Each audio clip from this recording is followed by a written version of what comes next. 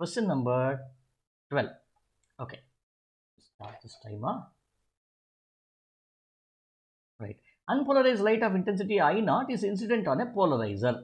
So this is your beam of light coming here. This is one polarizer over here. Okay, and I naught. This is your intensity I naught. The transmitted intensity of the polarizer is I1. So when it comes here, what will be the transmitted intensity? It will be I naught divided by 2 over here, right?